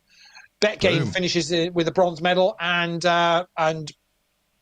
don't care about the money. Bob is going to be in the money and has got a huge chip lead, about 6-1 chip lead here, as we're going to 5 to the hour. So if this hand doesn't finish, in this hand, we'll have to wait till the players come back from the break to see this through. We'll watch this one play down. But yeah, on that front, so it'll need financing, which means you'll have to pay interest on it. But it's going to be about another 25,000 seats in the stadium. Plus, the stadium is going to be designed for more corporate stuff as well, and that kind of thing. So it'll bring in match day revenue to cover that finance cost of building the stadium. So yeah, it really isn't. It really isn't an issue. And people often, again, they're talking about, it's $2 billion to build it. Well, sorry, name me somebody who you're building a new house, and you just give your old one away for free? Of course you don't. So the fact is that the stadium and the land and everything that we're in at the moment has value as well. So yeah, it's an easy one to look for headlines and have a pop, but ultimately he's doing the hard stuff that needs doing, and yes, he's getting a lot of flack for it. But he's not going to go in there and slag off the Glazers. He's not going to, because he's in business with them. So that would just be a really foolish thing to do, to publicly criticize too much. I think he criticized the previous two management teams, and he's also suggested that perhaps the Glazers left the management team to get on with it and weren't as involved in the detail as he maybe has been. So I don't, whether you see it as the Glazers' problem or not. I mean, ultimately, yes, the Glazers bought the club with debt. But if you were given the opportunity to buy a football club, right, and you could do it with debt, and you could own the club, and the club could pay the interest on the debt, who wouldn't do it?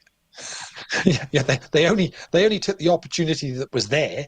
It didn't even need to be them, because they didn't put any money of their own in the first place. So ultimately, anyone could have done it. They were the ones that were savvy enough to structure it and make it happen. So to a certain extent, you've got to go, well, fair play to them that they've managed to do that. He speaks very highly of them and says they're really genuinely nice people and nice human beings.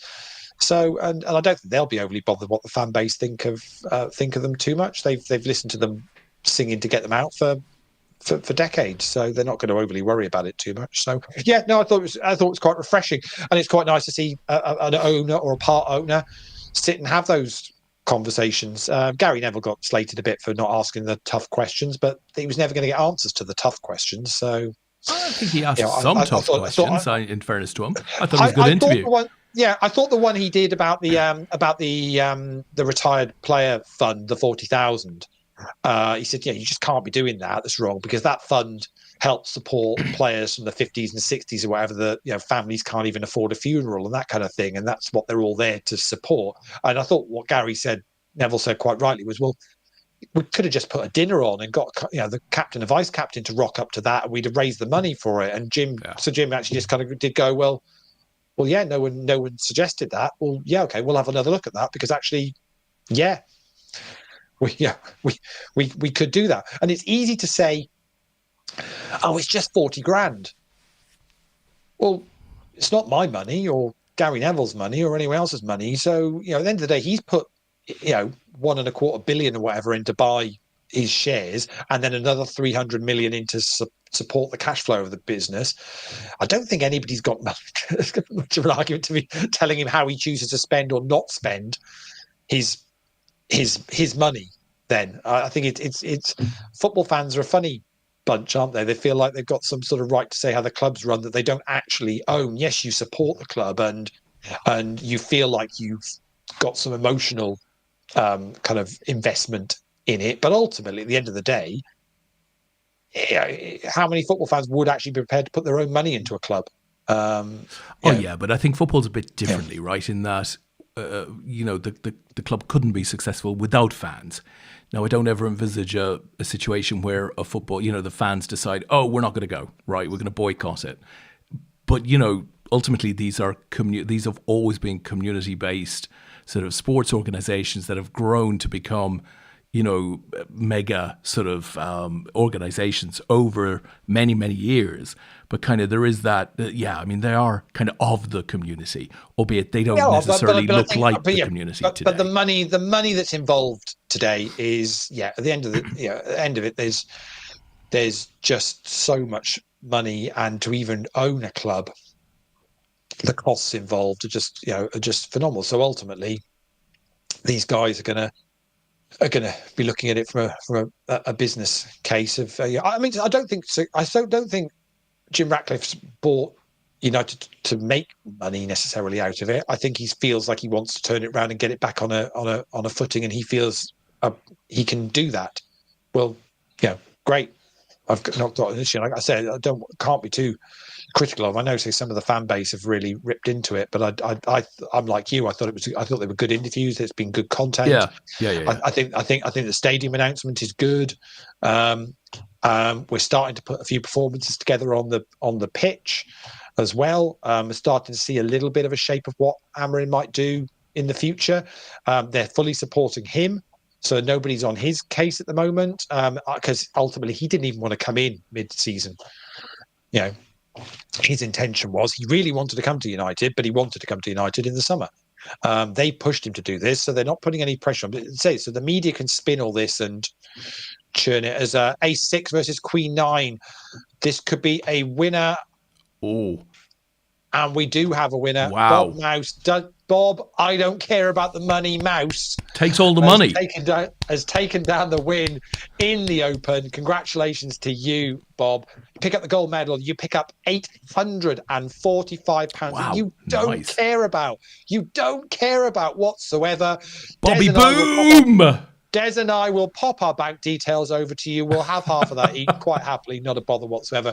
Very well played to the mighty Doctor, who finishes in silver medal place, picking up £455. And unfortunately, Bet Game, you get a bronze medal, Bet Game, but no cash tonight on that one. So we've just got the PLO to go, and we have 3 medalists now. Pot Limit Obama, unfortunately, Great name. Bust in 4th place, picking up £86 for their trouble, though. But we have our 3 medalists now in the PLO. Kauai Sharks is chip leader at the moment. Cross 13 is second in chips, and Vava Boom is third in chips. So good luck to the 3 of you playing out for our last tournament of the night. Very good. Very good, Lee. On the football discussion, Bob was saying, getting controversial. Aren't the fans in charge? And then he goes on to say, I'm on Lee's side. Yeah, I guess that is Sir Jim stuck his money in. He can do with it what he wants, which I'm is fairly not pragmatic. Yeah, to the point. If I felt that he was doing something which I thought was detrimental to the club, you'd have an issue, and you'd be like, okay, well, yeah, that's just ridiculous. But if you look at things like what's happened at the likes of Reading with the owner there is, it's scandalous what's gone on there. And there's been a few other clubs where there's been some really poor management. I mean, I think of Bolton was another one, wasn't it, where it was really, so badly managed and has caused long problems. But I don't think what they're doing at the moment for United is a bad thing. And unfortunately, whether you like it or not, I'm also very much of the belief people losing their jobs isn't always a bad thing either. The media are very quick to spin these things. Oh, job losses, if this happens or that happens or whatever. We've got to protect this, we've got to protect that. Well, actually, sometimes job losses are a good thing because there's a reason why those jobs aren't needed anymore or efficiencies need to be made or whatever it is. And ultimately, it's even better for the people involved. At the time, they don't feel great about it, but actually, ultimately, you're in a job that probably doesn't even exist anymore. So having the chance to then move on and find a different path in life isn't such a bad thing. We can't save every single job in every single industry all the time, because sometimes it's a case of just those jobs don't exist anymore. And we're going to see more of that with AI and things like that, where jobs that used to exist just aren't going to be a thing anymore. So whether we like it or not, that is coming. There is, guys, late on a Sunday night, there is the harsh voice of reality.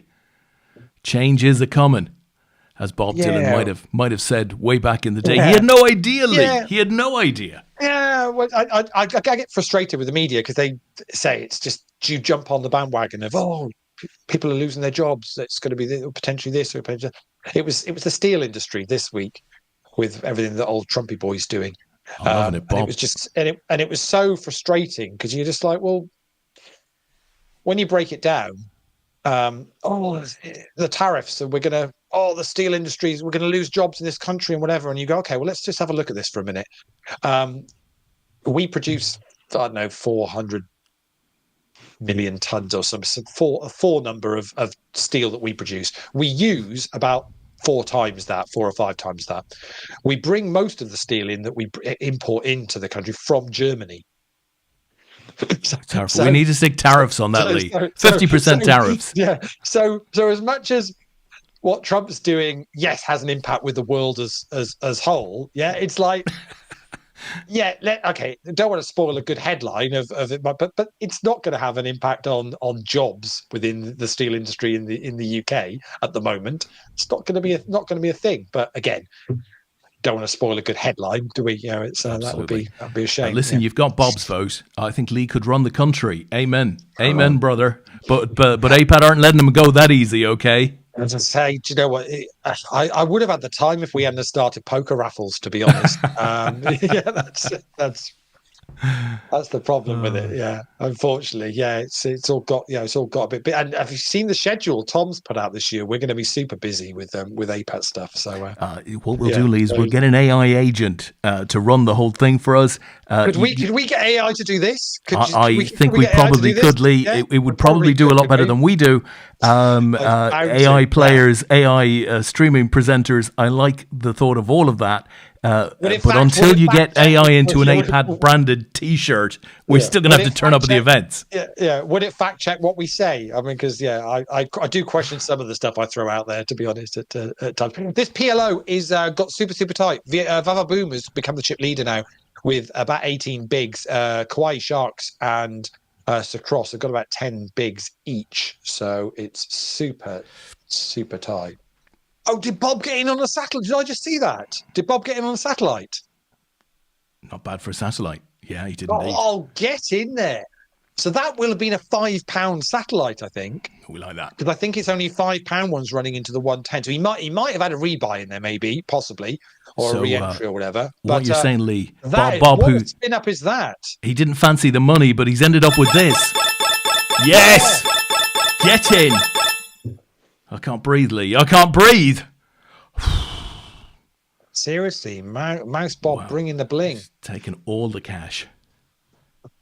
Taking all the money.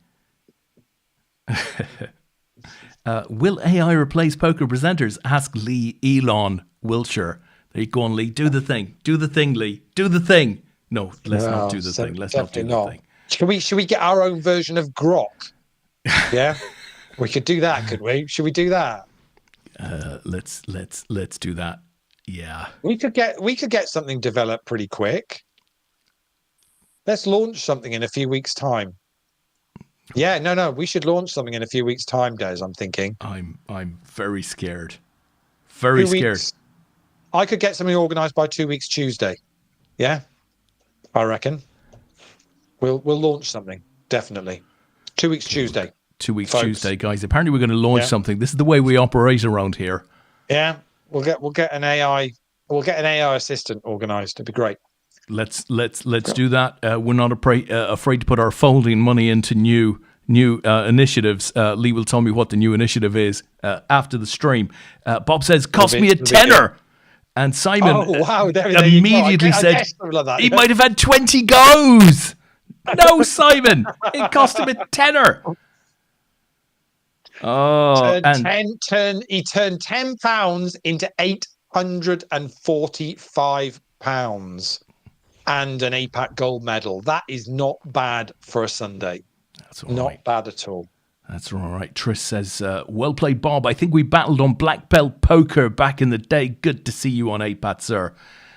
Bob's been around APAT a long time. Yeah, Black Belt Poker. That was Neil Channing's little baby, wasn't it? Yeah. It was indeed. Simon has put 2 and 2 together and maybe come up with, well, who knows? April the 1st, Leigh? April the 1st, really? April the 1st? Nice to know. Simon's got a calendar handy. That's always good to know. Yeah. Bob says, easy game. Just don't want Simon's got to be in a good mood, though, isn't he? Surely Forest are locked up for a Champions League spot now, aren't they? I mean, they can't go down, Leigh. Let's just start at the top of the list. They can't go down. Have they done enough for? Mind you, it's so tight at the top. I say, was it enough to even guarantee Europe? But actually, I don't even think you can guarantee that. No, it's very tight. Very tight. There's so many in the mix, isn't there? You don't want to. You don't want to start tripping over yourself right now. But they don't look like they're going to trip over themselves. They're getting stronger. You tell us, Simon. I mean, what's your views now as a Forest man? Are you really starting to believe? Because I am. I think I'm thinking. Well, the games left now are reducing quite quickly, and although they might have a little slip up along the way, so will others, and it's going to need 2 or 3 others to really, because 5th place is probably going to be a Champions League spot as well. So it's going to need 2 or 3 others to not slip up. So Forest could even afford a little bump in the road, I think. But let's know what you think. Bob says, those were the good old days. And Trish says, playing team event for Black Belt introduced me to APAT. The rest is history. Of course, Trish's history with APAT peaked back in the 1970s when he won the WCOAP main event. It wasn't the 1970s, right? It's probably 2013 or 2014. But it feels like a long time ago. A lot of water has passed under the bridge. Peaked. I would suggest Tristan. Well, Tristan's... Can't get any higher than the WCOAP main event, Leigh. I would suggest can't get any higher. Tristan's APAC career peaked when he got to sit at a desk with me and Tom in London the other week. I mean, I would suggest that's the peak. It's not going to get much better than that. I mean, I think he might have even got Tom to buy him a drink. I mean, that's a peak. Oh, dear, oh, dear. Meanwhile, as insults fly in the chat box, Simon says, easy game next. United at home for the Forest. No, we've looked really good, and we could just as easily go to the City Ground in... Well, it feels like a lifetime away, but it's April, isn't it? Because there's no more games now because of the international break. But we could just as easily go to the City Ground, and you roll us over by 3. Quite possibly that could happen. That's for sure. Interesting. So Simon's thinking he could honestly see City missing out. I mean, to be honest, they're dropping points. It's not like it looked like a recovery was on the cards a few weeks back, but actually hasn't transpired, has it? They should. To be honest, Brighton should have won that game on the weekend. 2-2, right, in the end? Yeah. Brighton should have won that game at the weekend. It was definitely the better side. Sai is saying, think 6 home games out of the last 9, all but 2 against bottom 10 teams. He's sounding pretty hopeful, as he says. Mr. Forte, Steve says, what about Rashford getting back into the England squad? Wow. As Tris says, the drink from Brady was the pinnacle. Let me tell you, my friend, getting a drink from Mr. Brady is not the pinnacle. You have a think about that for a minute, and you will suddenly identify the pinnacle. We've just lost Kauai Sharks in third place, picking up the bronze medal, and £130 for their trouble tonight. So we are heads up. It's Vavaboom chip leader up against a cross. It's only it's sort of a 2.5 to 1 chip lead. So plenty of play to go in this, and say they've got let's see, Vavaboom's got about 20 bigs, and Nick's got about 8. So just looking at the table, Lee, United up to possibly a season high of 13th, pulling away from the relegation zone. So now there must be some degree of comfort in that for you. To be honest, I would take 17th and the Europa League. Yes, yes, the Europa League, Lee. I mean, we got a pretty good chance there, right? We could genuinely end up being the lowest positioned Premier League side ever to be playing Champions football the following year. Yeah, that would be amazing, wouldn't it? I mean, just don't get me wrong. There's some decent teams still in that Europa League that we've still got to get through, but we're 5 matches away from it now, and that should be our only focus for next year, because we don't get into Europe any other way. So our only option for Europe is Champions League by winning the Europa League. So you probably have Bilbao in the semi if you both come through your quarters. United have who in the quarters? You've got Lille. Not an easy. Is it? Yeah. No, it's Lyon. Is it? Lyon. Not an easy game. Then Bilbao, or obviously it's Bilbao Rangers in the other side, and obviously Tottenham are in the other half of the draw. It's not easy games to get through. No, I think you do well to win it, even at this late stage. I think you do well to win it. But ultimately, if we can get a little bit of form and get some players back and players playing the way he wants them to play, then why not? It's got to be. It should be our only focus, because we're not going to go down. The bottom 3 are the bottom 3, aren't they? That's pretty much done and dusted. He should be aiming to those 5 games. Basically, full focus should be on making sure he's got the best team he can get out. Unfortunately, we've lost another nasty injury again today to Aidan Heaven, who's only just got into the team and played really, really well midweek against Real Sociedad, and was playing superbly well today as well, slotting in on the left-hand side of the back 3. And he got stretchered off today with what didn't look at all. They didn't show a replay of it, so it didn't look good. That is a great shame. That is a great shame. And which is just it's unfortunate, but it means we're really low on centre backs, because Martinez is out for the season. So just seem to be picking up horrible injuries. So serious question. Do you obviously Champions League for income money will be huge for United. They kind of need it due to the algorithm and stuff. But unless they can make significant change to the squad, right? Getting players out, getting new players in to meet the manager's, playing requirements, could be a tough kind of Champions League campaign for United. I mean, they kind of have to play better, right? No, I think it'd be all right. I think by the time you get to play in the Champions League next season, you'll have had a proper pre-season. You'll be playing. We don't actually need to get as many players out as everybody seems to think. Oh, I thought you were sort of saying that from a financial point of view.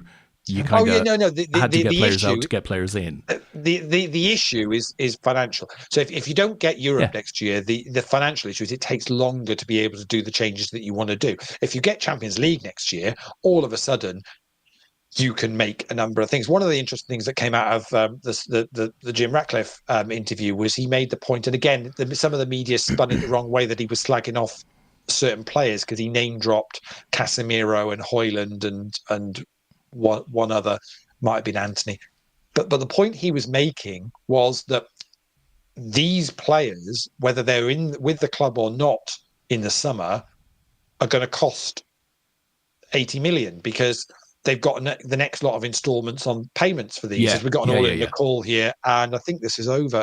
Oh no, Nick gets there. Takes a lead. So, yeah, it takes a lead. So that was the point he was making. Was the next? So that's 80 million. So if we don't even sell anybody or do anything else, that's 80 million still going out the club in the summer for these players that are still with the club that they didn't sign. That was the point he was making. So it kind of got a little bit lost in the media spinning it as he was slagging off players, and he wasn't at all. That wasn't the point he was making. But that's the issue, is these things then take a little bit longer. If you've got Champions League money coming in with the numbers, then all of a sudden you can go, well, okay, we can maybe take a bit of a loss on that one and that one to bring in what we want to bring in. I mean, Dorgu midweek again was phenomenal. And we are going to be in that market. We're not going to be going and spending 60, 70, 80 million on players. We're going to be looking at players that are going to fit the bill. See, Chelsea signed this week a player which we were supposedly interested in, the 18-year-old from Sporting, but have agreed a deal which they can't complete on until the summer, and then loaning him back for a full year anyway. And they committed 50 or 60 million for him on a 7-year contract or something stupid like that. Well, even if we wanted him and he was playing under Amorim and Amorim wanted him, we're not doing that deal. Yeah.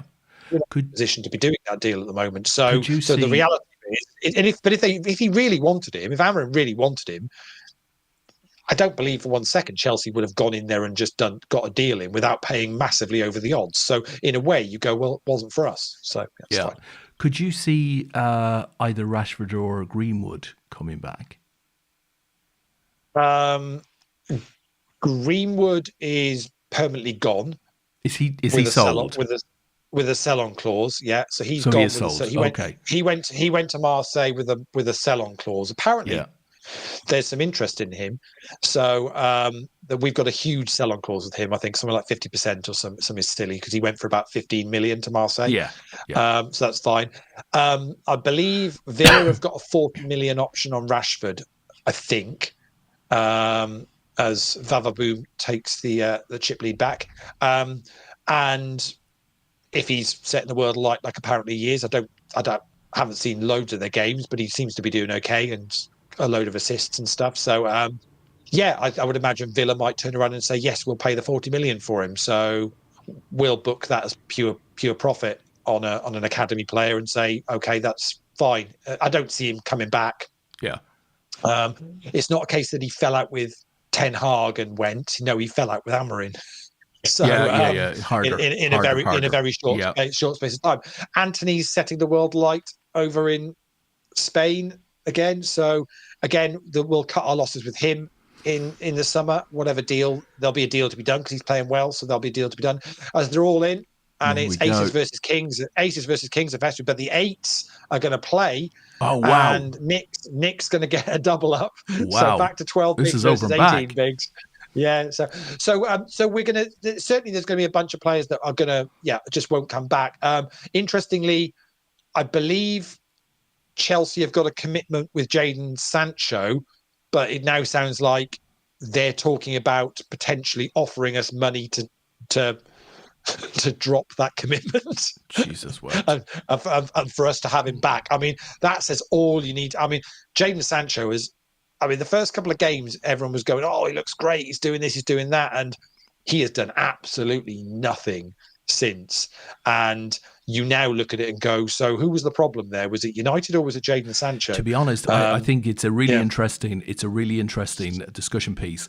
We almost certainly won't have time for it with where we are in the game, but the whole Chelsea thing, at one point earlier in the season, they looked like they were sort of coming back strong, but actually they've fallen away pretty dramatically. I mean, they're not terrible, but they are surely going to get done on financial regulations. Yeah, you'd assume so, right? Because you can't see how they keep spending that money and not be being done, because they're not in any sort of decent European competition. They potentially now. I suppose if they got Champions League, if they can get top 5, but they're not looking likely to be doing that. But interesting to see what's going to happen. But the Jadon Sancho one, potentially, they said they had a commitment to pay for him, but the rumor is now that they would like to get out of that and are prepared to pay us an amount of money for us to take him back. Interestingly, with Jadon Sancho, is he's not playing under Amorim. Kings, how are we doing here? Oh, we've lost it. And we're done. Wow. Yeah, the flush. Wow. Ace, nut flush for Vavaboom. So Jadon Sancho potentially hasn't played under Amorim. It might be that he can come back into the club and go, okay, I fell out with Ten Hag, but actually Amorim can find a place for me and it works in the formation. We will see. But that is that done. Vavaboom picks up the gold medal in the PLO Championship. Very well done to him. Beating Sacross. Unlucky to you there, Nick. That was back and foe there on that heads up. So Vavaboom picks up £357 plus the gold medal. Sacross, Nick, very well done to you. 217 plus the silver medal, and Kauai Sharks picks up 130 plus the bronze. Congratulations also to Pot Limit Obama and McLennox. They cashed in the Pot Limit Omaha as well. We've already mentioned well done to Bob Mouse, gold medal in the Open tonight, £845, and the Mighty Doctor who got the silver medal, 455. Bet Game picked up the bronze in that. Very well done to you, and our very much friend of the show, Tristan Bust, £387, and the gold medal in the No Limit Hold'em Championship. Forking Hell, 93, £246, and the silver medal. And Bielsa's Bucket picked up the last medal of the night there, the bronze medal, 158. Also well done to Vavaboom, who cashed in the No Limit Hold'em as well, finished fourth. So fourth in the No Limit Hold'em and a gold medal in the PLO. Well done to you. Also, Brian Yates, Boing Blitz, finished fifth for 89. Roy Flush, £71, and Swinebag picked up 60 quid in the No Limit Hold'em. Not a bad Sunday night, Des. Not a bad Sunday night at all. Top of the lot, relatively early finish. Everybody can get to bed, up again in the morning, relatively early. Ty, pay attention to this. It's got to be Saturday night, Lee. Got to be Saturday night. 11:30. It's not bad. I bet he's not in bed now. He's probably waiting for the return of, did I hear that Line of Duty is coming back, Lee? It's going to be on a Sunday night, I'm sure. I mean, you wouldn't want to start getting committed to poker with Line of Duty, Wee Donkey, etc. coming back. I bet Kai's not gone to bed yet at 25 past 11 on a Sunday night. Yeah. Oh, well, listen, we're not going to get this question answered, Lee. We're just not going. We've answered a lot of questions tonight. Get Dave Garden to pop round and find out. Yeah, well. Dave's probably there, right? They're probably having a few shoe bombs as we're talking. Right, I think, folks, we will leave it there. 'Twas a good night of poker and other stuff. Lee and I are back again next Sunday night. So if we don't see you tomorrow night for the poker raffles draw, Malta, everyone. Malta tomorrow night. There are still 9 tickets for the APAT draw. Forget those. They're going to be gone. But if you're watching now and you want to be in for that tomorrow night, go and get them now. Get in there. If you wait, they'll be gone by tomorrow. And there's about 250 left for the Malta event tomorrow, but that's already over like 80% sold out already. I think they'll go quickly too, Lee. I think they will. That will go tomorrow as well. So if you want involved in either of those, jump onto raffles and get those done. Fantastico. So if we don't see you tomorrow night for raffles, we go live with that at 9 p.m. of course. We will see you hopefully next Sunday night, where, hopefully, Lee, we'll find out during the week whether there are mysterious plans for next weekend. Time will tell. Until then, folks, I guess have a great week, and we look forward to seeing you all shortly. Night, everyone.